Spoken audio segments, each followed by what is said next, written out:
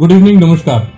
जब ये दुनिया अपनी धुरी पर चारों तरफ घूमती है और हमारे 24 घंटे पूरे होते हैं तब हमारा एक दिन पूरा होता है। और इस पूरे बीतते हुए एक दिन में आपके चारों तरफ ढेर सारी खबरें होती हैं और अनगिनत कहानियाँ होती हैं।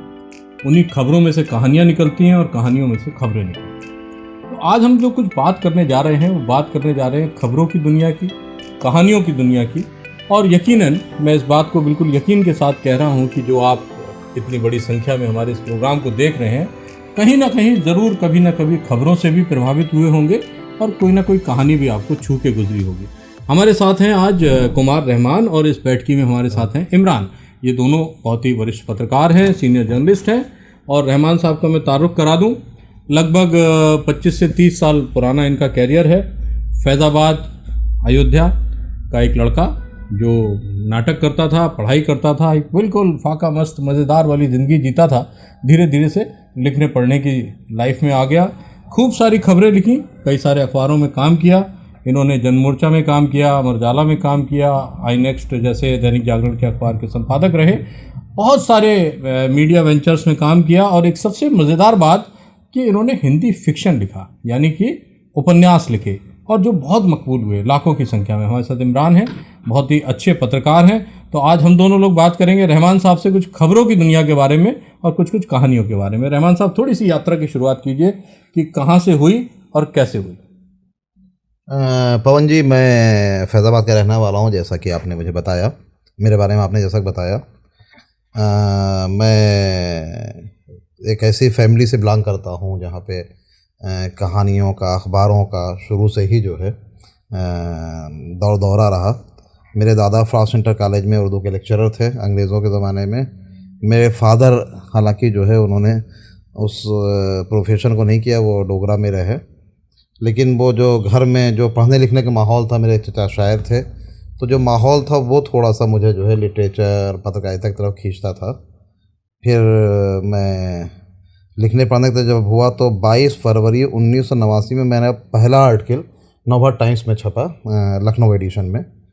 और उसके बाद फिर ये यात्रा शुरू हुई। और मेरे ख़्याल से मैं बीए फर्स्ट ईयर में था जब मैंने जनमोर्चा में कॉलम लिखना शुरू किया। लोग आमतौर पे बुढ़ापे में कैरियर के अपने आखिरी दौर में कॉलमनिस्ट बनते हैं। मेरा कैरियर जो है वो बतौर कॉलमनिस्ट शुरू हुआ, उसके बाद फिर मैं पत्रकार बना और फिर कहानीकार बना।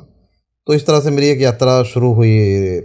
जनमोर्चा में मैं लिखता था शहरनामा, और मैं पहला जो है वहाँ का फ्रीलांसर था जिसको पेमेंट करते थे, वरना जनमोर्चा एक छोटा अखबार है फैज़ाबाद का, आपके बरेली से भी निकलता है, इलाहाबाद से निकलता है, लेकिन पेमेंट वो नहीं देते थे फ्रीलांसर को। तो मैंने एक चीज़ ये तय की कि मैं कभी जो है फ्री में बेगारी नहीं करूँगा। मतलब मेहनत कर रहा हूँ तो मुझे उसके श्रम का मोल मिलना चाहिए, भले वो थोड़ा सा रहा हो लेकिन मिले। तो इस शर्त के साथ मैं आगे बढ़ा। उसके बाद मैं जो है फैज़ाबाद में हमारा एक अपना ग्रुप था, हम लोग नुक्कड़ नाटक करते थे, नाटक खुद लिखते थे, डायरेक्ट करते थे, और इस तरह की बहुत सारी चीज़ें, मल्टी डायमेंशनल हम लोग एक पर्सनालिटी जी रहे थे उस दौर में।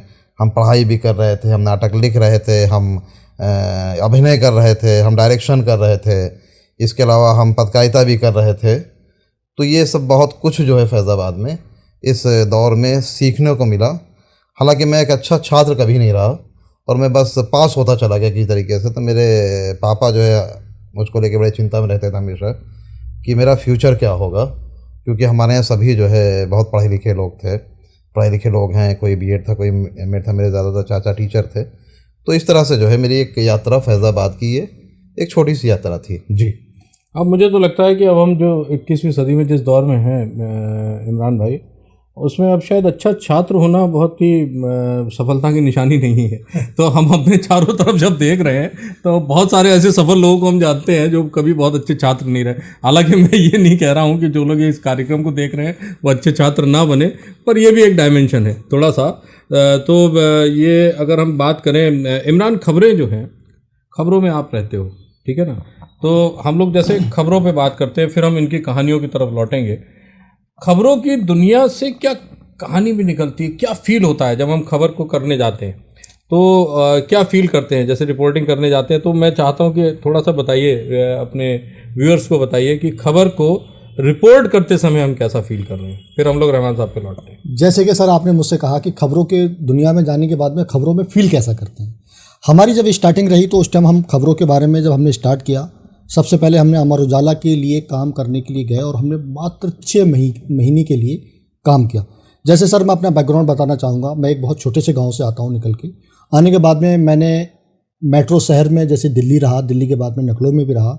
दिल्ली में मैंने सबसे पहले काम किया लाइव इंडिया। उसके बाद में एक आवाम हिंद अखबार हुआ करता था जिसके लिए मैंने स्टार्टिंग की और अपने करियर की शुरुआत की दिल्ली से। करने के बाद में मैं थोड़ा बहुत पढ़ने लिखने में पहले से ही कमज़ोर रहा और मैंने अपने आप को कोशिश की कि मैं अच्छा बेहतर, जैसे रहमान साहब ने कहा कि मैं बहुत अच्छा स्टूडेंट नहीं बन सका, तो मैं भी स्टूडेंट तो नहीं रहा मगर मैं पढ़ने में अपनी रुचि रखता था और मैं पढ़ने की कोशिश करता था, जिसमें मैं आज कामयाब भी रहा, कामयाबी मिली, कुछ हद तक कामयाबी मिली। उसके बाद में जैसे सर आपने कहा खबरों की दुनिया में हम रहते हैं, खबरों के लिए मैं मानता हूं सर पहले जो पत्रकारिता जो खबर लिखते थे उन लोगों का काम करने का अंदाज अलग था और आज अलग है। बजे हम जब खबर पे जाते हैं, किसी भी खबर के लिए अगर हमें सही खबर बनाना है तो हमें ग्राउंड पे जाना पड़ता है। ग्राउंड पे जाने के बाद में हम उस खबर को वहाँ के तथ्य देखें कि हकीकत कहानी क्या है, और जब उस खबर को जब तक हम खुद मौके पे या ऑन द स्पॉट नहीं जाते हैं तब तक हमें वो खबर पूरी नहीं बना सकते। और हम किसी से खबर लेते हैं, जैसे आजकल के रिपोर्टिंग जैसे लोग कर रहे हैं, कट पेट वाला काम कर रहे हैं, और वो लोग जो है मेहनत नहीं करना चाहते और ग्राउंड पे जाना नहीं चाहते, इसलिए खबर में जानकारियाँ अधूरी रहती हैं, अधूरी जानकारियाँ होती हैं, इसलिए खबर में पूरा कंटेंट नहीं होता है। हम जब लोग खबर ग्राउंड पे जाते हैं तो वहाँ हम ऑन द स्पॉट देखते हैं कि एक्सीडेंट हो या कोई भी ऐसी खबर हो, जैसे घोटाले को लेके हो या कोई भी ऐसी खबर हो जो सनसनी फैलाने वाली हो, या मतलब ऐसी कोई भी खबर हो जो मौके पर जाकर ही पता चलता है कि सही खबर क्या है। जब हम खबर लिखने के लिए बैठते हैं तो उस खबर का फ्लू खुद आता है जो हमने मौके पर जाकर देखा है। आजकल के जितने भी ज़्यादातर रिपोर्टर हैं, मैं ये नहीं कहता कि सब हैं, ज़्यादातर लोग ये हैं कि वो मौके पर जाना नहीं चाहते और वो खबर लिखना नहीं चाहते। बिल्कुल ठीक बात कह रहे हैं इमरान, और मुझे लगता है क्योंकि मेरा भी जीवन का एक बड़ा हिस्सा मीडिया में गुजरा है और खबरें लिखने में भी गुजरा है, संपादन में भी गुजरा है, और मैंने भी ये महसूस किया और हमारे सीनियर्स ने हमको सिखाया कि किसी भी खबर के लिए रिपोर्ट करते समय जब हम जाते हैं तो हम ये देखते हैं कि उसमें बहुत सारे पात्र हैं, उसके बहुत सारे करैक्टर हैं, और उन सारे करैक्टर्स के अपने अपने करैक्टरिस्टिक हैं। तो उन चरित्र को भी ध्यान में रखना पड़ता है कि अगर आप किसी चीज़ को रिपोर्ट कर रहे हैं तो उसके किसी चरित्र के साथ आप अन्याय ना कर दें। और जहाँ तक ये खबरों की जो दुनिया है ये बड़ी आपाधापी की, जल्दी, आजकल तो वैसे भी ब्रेकिंग न्यूज़ का ज़माना है, आप जितनी जल्दी जो है अपनी बात कहिए और फिर चले जाइए, लेकिन इस सब के बीच में से फिक्शन भी निकलता है, यानी कि कहानियाँ भी निकलती हैं। तो खबर आती है, खबर चली जाती है, खबर हमारे मन पे कोई असर भी छोड़ जाती है, उससे आगे का काम जो शुरू होता है वो कहानियों का होता है। और नॉर्मली पत्रकार उस तरफ ध्यान नहीं देते जिस तरफ के रहमान साहब ने ध्यान दिया। और मैं आपको बता दूं कि इनके 3 उपन्यास बहुत ही मकबूल हुए हैं, बहुत लोकप्रिय हुए हैं। एक का नाम है पीला तूफान, एक है शोलागढ़ एट 34, और तीसरा है अनोखा जुर्म। सॉरी मैं थोड़ा गलती कर गया। एक उपन्यास है जो मेरा पहला उपन्यास है, वो 2019 में आया। उसकी शुरुआत कुछ इस तरह से हुई कि मेरे फादर की डेथ हो गई थी 2019 में। तो जैसा कि हम सभी अपने फादर उसको बहुत ज़्यादा प्यार करते हैं, हम सब लोग, तो मैं डिप्रेशन में चला गया उनकी डेथ के बाद, और मुझे कुछ सूझ नहीं पा रहा था। अच्छा, हम सबके साथ एक बड़ी प्रॉब्लम ये है कि हम जिस दुनिया में रहते हैं उनमें हमारी संवेदनाएं बहुत जटिल हो गई हैं, और जब हम थोड़ा सा डिप्रेस्ड होते हैं, स्ट्रेस में होते हैं, तो उनको संभालना संवारना थोड़ा मुश्किल होता है। तो मैंने उसको अपने को एक्सप्रेस करने की कोशिश की और मैंने एक उपन्यास शुरू किया, पीला तूफान, और वो ऑनलाइन लिखा था मैंने। तो 4-5 एपिसोड तक तो मुझे बहुत अच्छा रिस्पांस नहीं मिला, लेकिन 5 एपिसोड के बाद फिर लोग बहुत ज़्यादा पसंद करने लगे। फिर उससे हौसला बढ़ा मेरा, और वो आज उपन्यास पीला तूफान जो है पब्लिश हुआ अमेज़न, फ्लिपकार्ट, स्नैपडील, इन 3 जगहों पर जो है वो अवेलेबल है, और 10 देशों में जो है इसको ऑनलाइन लॉन्च किया गया था। रेड ग्रैब पब्लिकेशन ने इसे पब्लिश किया है। और दूसरा उपन्यास मेरा है शोलागढ़ एट 34 किलोमीटर। ये उपन्यास जो है अपनी तरह का दिलचस्प उपन्यास है। इसको एक वाइड एंगल मीडिया है, अंधेरी में इनका ऑफिस है, मुंबई वेस्ट अंधेरी में, तो अंधेरी वेस्ट मुंबई में, तो वो इस पे वेब सीरीज़ प्लान कर रहे हैं। ये दूसरा उपन्यास है। तीसरा उपन्यास है मेरा मौत का खेल। मौत का खेल जी, मौत का खेल जो है कारपोरेट पर है, कारपोरेट पे आमतौर पे उपन्यास कम लिखे गए हैं, और वो कारपोरेट पे और बहुत रिसर्च बेस्ड उपन्यास है। और उसमें ये दिखाया गया है कि जब कारपोरेट की दुनिया में कोई क्राइम होता है तो कारपोरेट उसे कैसे जो है मैनेज करता है। ये एक थीम है उसकी, और बहुत दिलचस्प उसकी कहानी है कि रात के एक अंधेरे में कत्ल होता है एक खेल के दौरान, जो खेल है मौत का खेल है वो, उसमें कत्ल होता है रात के अंधेरे में, जिसका ना कोई सबूत है ना गवाह है। तो वो कैसे जो है उसको अपराधी कैसे पकड़ा जाता है, इस पे पूरी एक ताना बाना है। एक्चुअली आमतौर पर पत्रकार कत्ल की कहानी, कत्ल की घटना पे रिपोर्ट करके वापस लौट जाते हैं।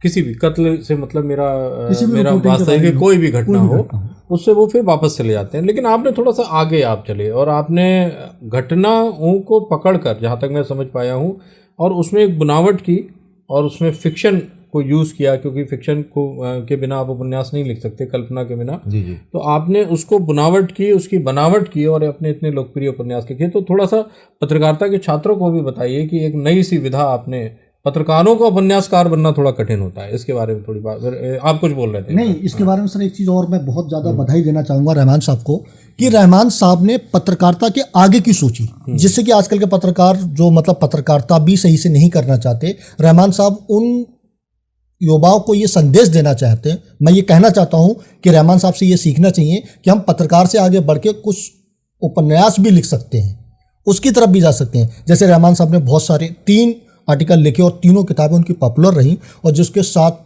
लाख के करीब सब्सक्राइबर हैं, जो उनका एक बहुत अच्छा रिस्पॉन्स रहा और बहुत अच्छे लेवल से उन्होंने उसके लिए किया। तो मैं लोगों से ये अपील भी करूँगा और अपने पत्रकार साथियों से ये कहना चाहूँगा सर कि अच्छा अगर आप पढ़ेंगे तो आप उसको बेहतर लिखेंगे। तो अखबार नवीसों में कल्पनाशीलता, मैं थोड़ा सा विषय को थोड़ा सा ट्विस्ट कर रहा हूँ आपके लिए, कि जो अखबार की दुनिया में, मीडिया की दुनिया में जो लोग काम करते हैं, अखबार से मेरा यहाँ पे आशय है कि जो टीवी में भी करते हैं, प्रिंट या वेब में भी करते हैं, मीडियम कोई भी हो, उनके बीच में कल्पनाशीलता कितनी होती है, कितनी नहीं होती, क्या फील किया? बेसिकली पवन जी है क्या कि जो है मेरे ख्याल से सबसे ज़्यादा कहानियाँ एक पत्रकार के पास होती हैं। पत्रकार का मतलब मेरा वो है जो डेस्क पे काम नहीं, बल्कि जो फील्ड में जाके काम करता है। जब वो ऑफिस से बाहर मीटिंग के बाद निकलता है तो वो बहुत सारी घटनाओं से, बहुत सारे कैरेक्टर से रूबरू होता है, और हर कैरेक्टर की अपनी कहानी होती है। और जाहिर बात है कि पत्रकारिता में वही लोग आते हैं जो थोड़ा सा संवेदनशील होते हैं, जिनको कुछ चीज़ें झिझोड़ती हैं। बस मसला थोड़ा सा ये है, मुझे लगता है कि हर पत्रकार जो है एक अच्छा राइटर भी होता है, लेकिन बस थोड़ा सा उसमें अगर वो कल्पनाशीलता जोड़ दे और एक्सप्रेस करने का थोड़ा सा उन्हें तरीक़ा अगर उनको सिखा दिया जाए, वो सीख लें, वो जान लें, तो एक पत्रकार से अच्छा कहानीकार कोई नहीं हो सकता। और भारत में जो है कमलेश्वर का हम नाम खास तौर से लेना चाहेंगे। कमलेश्वर एक अच्छे पत्रकार थे और एक अच्छे राइटर थे। कमलेश्वर एक बड़ा नाम थे जिन्होंने दोनों विधा में जो है अपना नाम पैदा किया। आमतौर पे कहा जाता है कि साहित्य जो है पत्रकारों की कब्रगाह है। मतलब ये कहा जाता है कि साहित्य जो है पत्रकारों की कब्रगाह है, पत्रकार जो है साहित्य में आके फेल हो जाते हैं, लेकिन कमलेश्वर जी ने इस विधा को तोड़ा। कितने पाकिस्तान उनका एक बड़ा मकबूल उपन्यास है। राजा निर्बसिया जो है हमारे यहाँ कोर्स में किताब, एक कहानी है राजा निर्बसिया, उनकी पढ़ाई जाती है। तो इस तरह से जो है मुझे लगता है कि जो है पत्रकारों के लिए ज़्यादा स्पेस है, ज़्यादा स्कोप है फिक्शन राइटिंग की तरफ, कंटेंट राइटिंग की तरफ। और अभी जो डिजिटल का दौर आया है पवन जी, उसमें डिजिटल में जो है कंटेंट राइटिंग में बहुत ज़्यादा स्कोप है, बहुत ज़्यादा स्पेस है, और हिंदी में बहुत कम लिखने वाले हैं।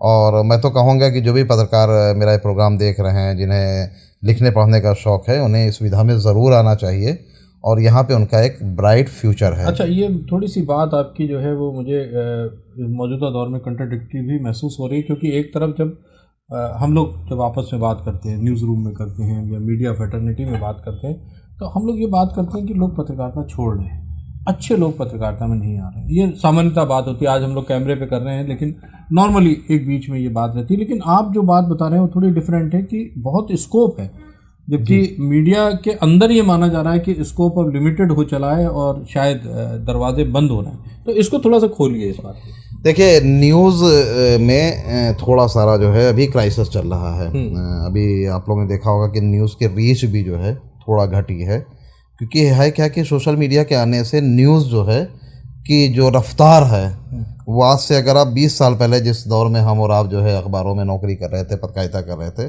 उससे देखिए तो जो है न्यूज़ की रफ्तार जो है उससे करीब 100 गुना ज़्यादा तेज़ हो गई है। घटना होती है, हम लोग के पास फ़ोन आता था, फिर हम रिपोर्टर भेजते थे, हम खुद जाते थे, तो वो सब चीज़ें होने में अभी क्या है कि सोशल मीडिया के एक्टिव होने की वजह से इसकी रफ्तार बहुत ज़्यादा बढ़ गई है। तो अब आदमी को जो है 5W1H से बहुत ज़्यादा मतलब नहीं रह गया। वो जानना चाहता क्या हुआ, कहाँ हुआ और कैसे हुआ। एक शब्द का आपने इस्तेमाल किया, कंटेंट राइटिंग। जी, तो मैं उसी तरफ आ रहा हूँ जी, मैं उसी तरफ आ रहा हूँ। तो है क्या कि सोशल मीडिया के आने के बाद न्यूज़ की जो प्यास थी जानने की, वो जो है फुलफ़िल हो जा रही है बहुत आसानी से लोगों की। तो अभी कंटेंट की डिमांड इसलिए बढ़ रही है क्योंकि जो है उसमें आपको एक डीप नॉलेज चाहिए, उसमें आपको रिसर्च मटेरियल चाहिए, जिसमें ध्रुव राठी जो है आज के सबसे बड़े मास्टर के तौर पे सामने आए हिंदी कंटेंट राइटिंग के तौर पे। ध्रुव राठी का जो है वो है, जितना वैल्यूएबल उनका कंटेंट है उसको हमें बताने की ज़रूरत नहीं, हम सब उनके नाम से वाकिफ़ हैं। और ध्रुव राठी अक्सर आप देखते होंगे ट्विटर पे ट्रेंड भी करते रहते हैं क्योंकि उनका कंटेंट बहुत ज़बरदस्त है। तो कंटेंट का मतलब बेसिकली हमारे यहाँ कहने का मतलब ये है कि एक घटना कोई होती है तो आप जो है उस पर कितना ज़्यादा डीपली जो है जानकारी निकाल के ला सकते हैं और उसको कितने खूबसूरत तरीके से लिख सकते हैं, ना सिर्फ बल्कि जो है डिजिटली प्रेजेंट कर सकते हैं। आप उसको ऑडियो पॉडकास्ट पे या वीडियो पॉडकास्ट पे आप उसको कितना अच्छा जो है पेश कर सकते हैं, तो वो उस पर डिपेंड करता है। और अभी बहुत सारे जो है देश में ऐप आ गए हैं, हिंदी के ऐप हैं जिस पे अच्छा पैसा भी प्रोवाइड करा रहे हैं और डिमांड है। अच्छा, आप उपन्यास के बारे में एक चीज़ मैं कहना आपको बताना भूल गया। आमतौर पे जो सस्पेंस थ्रिलर उपन्यास होते हैं वो जो है उसमें कत्ल होना ज़रूरी होता है। एक कत्ल होता है, उसके इर्द गिर्द पूरी कहानी घूमती है जी। अभी मैं एक नया प्रयोग कर रहा हूँ, मैंने उसका एक उपन्यास शुरू भी किया है, अभी उसके करीब 15 एपिसोड में लिख चुका हूँ। अभी आगे बढ़ना है थोड़ा सा, जस्ट टूट गया। हमारे आसपास पवन जी ऐसी बहुत सारी घटनाएं होती हैं जो कि हमें बहुत सामान्य लगती हैं और हमें नहीं लगता कि उसके पीछे कोई क्राइम है। तो मैं इस तरह की घटनाओं को उठा रहा हूँ, उन पे जो है एक पूरी 5 उपन्यासों की सीरीज़ लिखने का प्रयास है, जिसका पहला प्रयास जो है मैंने अनोखा जुर्म, जिसका भी आपने जिक्र भी किया था, अनोखा जुर्म के तौर पे है। जैसे उसकी कहानी कुछ यूँ है कि एक लड़की है जो एक सॉफ्टवेयर कंपनी में काम करती है। उसकी प्रॉब्लम यह है कि उसको लगता है कि उसे जो है ऑफिस में बहुत ज़्यादा वैल्यू मिल रही है और उसकी सैलरी उसके काम से कहीं ज़्यादा है। तो सामान्य तौर पे ये जो है लगता है कि भाई लड़की ये मिल रहा होगा पैसा, लेकिन इस चीज़ के पीछे क्राइम की एक पूरी जो है दास्तान है। तो मैंने उस पर जो है कुछ लिखने की कोशिश की है। तो 15 एपिसोड हो गए हैं उसके और वो भी जो है एक अच्छे उपन्यास के तौर पे मेरे रीडर तक सामने आएगा जी। हम उस दास्तान के थोड़े इशारे समझ सकते हैं आपके, ज़्यादा खोल के नहीं बताएंगे क्योंकि वो आपके आपकी फिल्म रिलीज़ होने से पहले ही आउट नहीं होनी चाहिए। तो जैसा हम बात कर रहे थे, कुमार रहमान साहब जो बात कह रहे हैं वो बात ये कह रहे हैं कि पत्रकारों के सामने एक बहुत बड़े स्कोप है, काफ़ी दरवाजे खुल रहे हैं इमरान, और वो जो दरवाजे खुल रहे हैं उन दरवाज़ों के पार बहुत सारी सफलता है।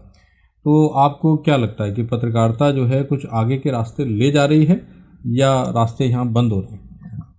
सर, जैसे कि आपने मुझसे पूछा कि पत्रकारिता के बहुत सारे रास्ते, जैसे रहमान साहब ने कहा भी पत्रकारिता के बहुत सारे रास्ते खुले, मैं भी इस बात से एग्री हूँ कि पत्रकारिता के लिए अगर सही काम आप करें तो बहुत बड़ा स्कोप है और इसकी वो। मगर सर, मैं एक बात फिर एक चीज़ को लेके कहना चाहूँगा कि जो अभी इस टाइम प्रेजेंट में जो क्रैश की तरफ जा रहा है मीडिया, ये कहीं ना कहीं गवर्नमेंट जो है वो पत्रकारिता की आवाज़ को दबाने की कोशिश की जा रही है। आप दोनों सीनियर बैठे हैं और दोनों लोगों ने उस टाइम से पत्रकारिता की है जब हम लोगों को बड़ा एक दिलचस्पी हुआ करती थी। हम ये सोचते थे कि यार हम भी किसी दिन रिपोर्टिंग करेंगे, पत्रकार बनेंगे। हम उस पत्रकारिता को देख के ये लगता था यार बाकी में पत्रकार जो है बड़ा मेहनत करते हैं और पत्रकार एक अपना अलग उनका परिवार और मतलब एक अपना सपना होता है। हमने उसको देखने के बाद में हमें भी ये उमंग चढ़ी कि हम पत्रकार बने और अच्छे पत्रकार बने और हम काम करें। उसी दिशा में हमने काम किया। मगर आने वाला टाइम जो है सर, इस टाइम प्रेजेंट में अब जो चल रहा है वो मीडिया का, मैं नहीं मानता हूँ कि मीडिया से लोग, बहुत सारे लोग हटना चाह रहे हैं, बचना चाह रहे हैं। वजह क्या है? जैसे कि लोग कहते हैं गोदी मीडिया, लोगों से अगर सवाल किए जाते हैं तो उनके सवालों का सही जवाब नहीं मिलता है। लोग आज अगर किसी, बहुत सारे संस्थान हैं बड़े बड़े, जिसमें पहले 100 लोग काम करते थे, आज वहाँ पे 50 रह गए हैं। तो कहीं ना कहीं पत्रकारिता के ग्राफ में कमी आई है। मुझे लगता है, मैं थोड़ी सी नाइतफाकी में आपकी एक बात में थोड़ी सी अपनी कहना चाहूँगा। देखिए, सरकारें कभी भी रही हो, सरकार को कभी पत्रकार पसंद नहीं आते। हम लोगों ने भी जब अपना करियर शुरू किया था तो उस ज़माने में हमको सिखाया जाता था, न्यूज़ रूम में हमारे सीनियर्स सिखाते थे कि जो सरकार बताती है वो विज्ञापन होता है और जो सरकार छिपाती है वो खबर होती है। तो ये इस ध्येय वाक्य के साथ हम लोग बड़े हो रहे थे। लेकिन हुआ क्या सर, होता यह है कि जब जैसे जैसे समय बीतता गया, कहीं ना कहीं न्यूज़ रूम ने भी अपनी जिम्मेदारियों को निभाना छोड़ दिया। बहुत सी चीज़ें ऐसी हैं जिसको सरकार नहीं रोकती है। ह्यूमन एंगल स्टोरी लिखने से कहाँ रोक रही है सरकार? अगर किसी दिक्कत क्या हुई है कि हमने सारी पत्रकारिता को पावर सेंटर के इर्द गिर्द मान लिया है। अधिकारी, नेताजी, ताकतवर लोग, बड़े व्यापारी, क्या सारी पत्रकारिता भारत की इसी पे सीमित है? नहीं सर, मैं बिल्कुल आपकी बात पे एग्री हूँ। और आपने जैसे कहा कि सारे लोगों ने एक पावर सेंटर को अपना वो मान लिया जिसके इर्द गिर्द घूमते हैं। मगर सर एक चीज़ और है ना, जैसे कि मान लीजिए एक आम आदमी की बात कर लेते हैं। एक आदमी 50 किलोमीटर दूर से चला, उसने टेम्पू लिया, टेम्पू साइकिल से आया, वो जहाँ तक आया वहाँ से एक सवारी का मतलब मेन रोड पे सवारी पे बैठने के बाद में वो शहर आया। शहर आने के बाद में उसने एक प्रार्थना पत्र दिया कि साहब वहाँ के दमंग लोग हैं, मेरे साथ अन्याय कर रहे हैं। वो कहाँ आया? पावर सेंटर के पास, अपनी समस्या लेके। पत्रकारिता का मेन जो है वो उसकी अगर वहाँ पे है तो उसको वो खबर मिल गई, खबर उसने अपने एंगल से लिख दी। लिखने के बाद में अगर वो खबर थोड़ी सी भी हल्की सी भी तीखी है, उस अधिकारी को इतना बुरा लगेगा कि आपने वो खबर क्यों लिखी। आप एक बार मुझसे पूछ सकते थे, जबकि यह है कि वर्जन लेना चाहिए। मैं इस बात पे बिल्कुल एग्री हूँ, वर्जन लेना चाहिए। मगर कहीं ना कहीं जैसे कि पहले वाली वो नहीं लिया वर्जन, और ऊपर से क्या नाम है वो खबर के लिए अधिकारी नाराज हो गया। अब पत्रकार के ठीक है, उस पत्रकार के खिलाफ हम ऐसा करेंगे, वैसा करेंगे, ये करेंगे, ये सारी चीज़ें चलती रहती हैं सर। आप हमेशा जो अभी पत्रकारों के ऊपर बहुत सारी जगह ऐसे हुआ है, जैसे गाजियाबाद है, मुरादाबाद है, और भी बहुत सारी जगह हैं जहाँ पे पत्रकारों के साथ में इस तरह की घटनाएं हुई हैं। अब जैसे कि आपने कहा पहले भी गवर्नमेंटें रहीं, पहले की गवर्नमेंट के बारे में मैं एक बात फिर कहना चाहूँगा। आप ही से मैंने सुना भी है और आपसे मैंने उस बात को लिया है। जैसे पहले प्रधानमंत्री जवाहरलाल नेहरू, वो ये कहते थे कि सरकार की आप आलोचना करें। और एक चीज़ और है कि आज के टाइम पे पत्रकार डरा हुआ है। ऐसा क्यों सर? पत्रकार आज का डरा हुआ है क्यों? मैं ये बात रहमान साहब से पूछूंगा। रहमान साहब, ऐसा है कि पत्रकारिता, जैसा कि पवन जी ने भी कहा कि जो है सरकारें जो है पत्रकार हमेशा सरकारों को चुभे हैं। और इमरजेंसी इस देश ने देखी जो है, हम लोग तब पैदा हुए थे नहीं हुए थे, 75 में छोटे रहे होंगे। तो इमरजेंसी में हम लोग ने देखा कि पत्रकारों के साथ क्या सलूक हुआ, किस तरह से चीज़ें हुई। तो सरकार कोई भी, अभी लेटेस्ट जो है, अभी अमेरिका में ट्रंप आए हैं, एक हुसैन नाम के एक पत्रकार को उनकी प्रेस कॉन्फ्रेंस शुरू होने से पहले पकड़ के जो है उनके 2 अधिकारी आए और उसको जो है टांग कर वो लेके गए। तो इस तरह की चीज़ें खूब हो रही हैं हर सत्ता व्यवस्था में। और आलोचना जो है इस देश का धर्म रहा है। और मैं तो धरती से आया हूँ, धरती से बरेली में हूँ, जहाँ पे जो है एक धोबी ने एक राजा की आलोचना करने की जो है हिम्मत की थी। प्रभु श्री राम की उसने आलोचना की थी।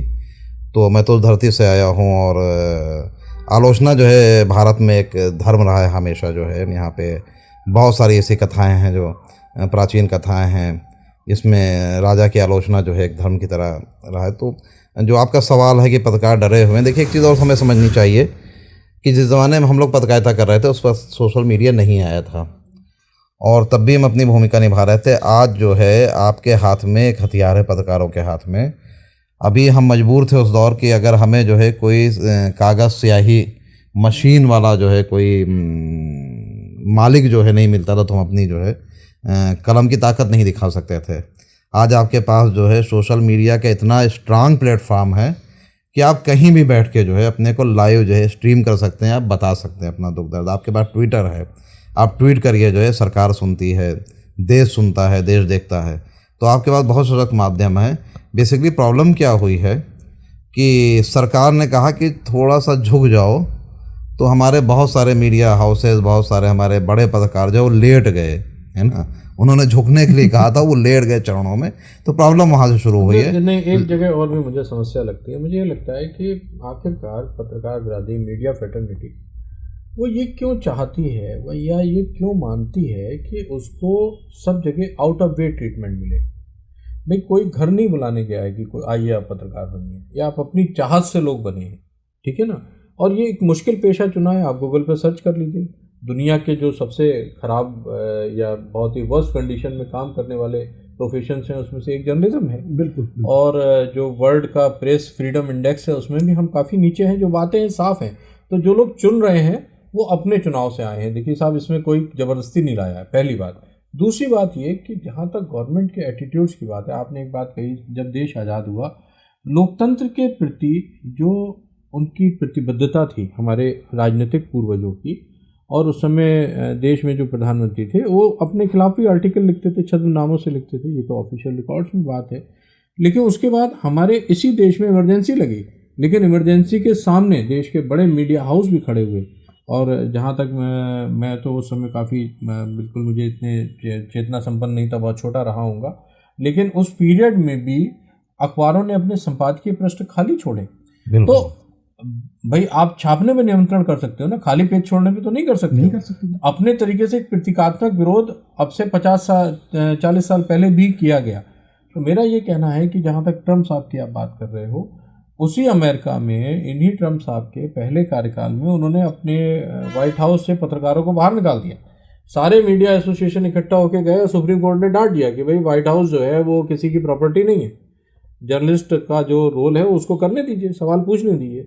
तो देखिए, कहीं ना कहीं सिस्टम ओरिएंटेड अगर कंट्री है तो वो अपनी जगह लोग और चीज़ बनाते हैं, और इसी से लड़ने का नाम ही पत्रकारिता है। तो हम लोग बात तो कर रहे थे उपन्यास की, बात कर रहे थे फिक्शन की, और बात कर रहे थे कहानियों की, और हम फिर वापस खबरों में आ गए। पत्रकार जो होते हैं ना, थोड़े से खबरों के लिए आकर्षित होते हैं, तो खबरों की बातचीत हमारी ज़्यादा होने लगी। हम वापस इसको कहानियों की तरफ मोड़ते हैं, वापस इनके उपन्यास की तरफ, कुमार रहमान साहब के उपन्यास की तरफ मोड़ते हैं बातचीत को। मेरी जहाँ तक जानकारी है, आपने कभी क्राइम की रिपोर्टिंग तो की नहीं, और लिख मारे आपने उपन्यास क्राइम के, थ्रिलर के, कत्ल के और कॉरपोरेट के अपराधों के। तो मतलब ये मतलब कैसे ख्याल आया आपको, जब जो फील्ड आप नहीं देखते थे उस पर आपने इतने बड़े बड़े मकबूल और बहुत ही लोकप्रिय उपन्यास लिख दिए?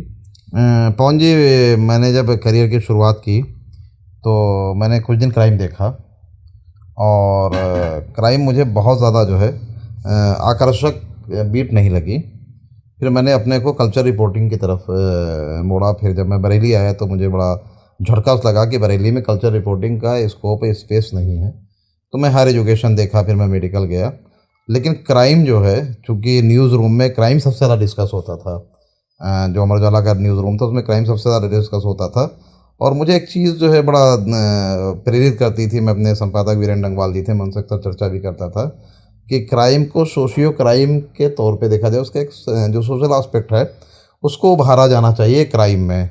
तो उनके बाद बड़ी अपील की, तो उन्होंने मेरे ऐसे कहा कि जो है क्राइम बीट अब तुम देख लो।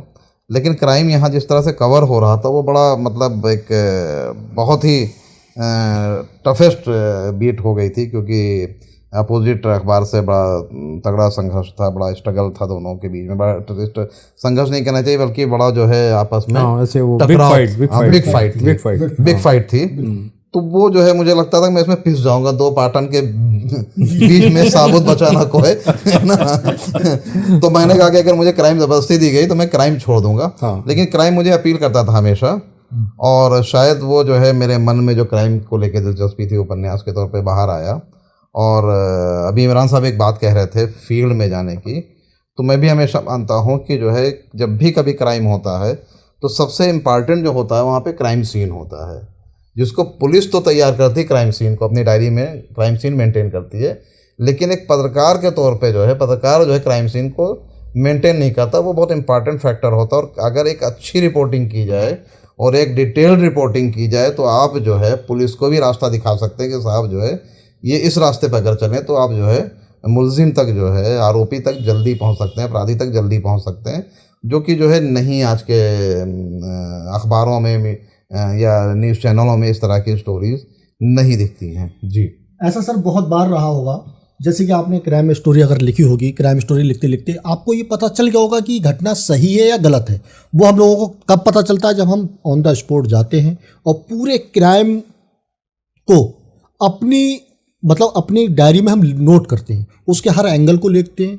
हर एंगल को देखने के बाद में उसमें हमें ये पता चल जाता है ये घटना ठीक है या गलत है। वो कब पता चलता है? जब हम उसको बारीकी से हर पहलू पे काम करते हैं। ये बहुत अच्छी बात कही है इमरान साहब आपने। और है क्या कि बहुत सारी कहानियाँ, बहुत सारी स्टोरीज ऐसी हुई हैं, हम लोगों के अपने कैरियर में हुई हैं, क्योंकि अगर हम सारी बातें अभी करेंगे तो ये बातचीत बहुत लंबी हो जाएगी। और मैं अपने दर्शकों को भी कहना चाहूँगा कि पत्रकारों की बैठकी को अगर आप सुनेंगे तो आपका भी बहुत समय जाएगा। बहुत सारी बातें होती हैं पत्रकारों के पास, खूब सारी बातें होती हैं, क्योंकि जीवन में अनुभव इतना होता है, चारों तरफ इतना कुछ घटा होता है, उसमें किस्से, कहानियाँ, गॉसिप्स, काफ़ी कुछ मिलता है, बहुत सारा मसाला होता है सुनने के लिए, देखने के लिए। तो अभी तो हमारे दो साथियों के साथ की बातचीत आपने सुनी है, इस कारवां को थोड़ा सा और आगे बढ़ाएंगे, खूब सारी पत्रकारिता की बातें करेंगे, खूब सारी लेखन की बातें करेंगे। हम लोगों को देखते रहिए। और आप सबका बहुत बहुत शुक्रिया कि इस बैठकी के साथ आप जुड़े, इस बातचीत के साथ आप जुड़े। Thank you so much. अगली बार में हम लोग फिर आगे बात करेंगे।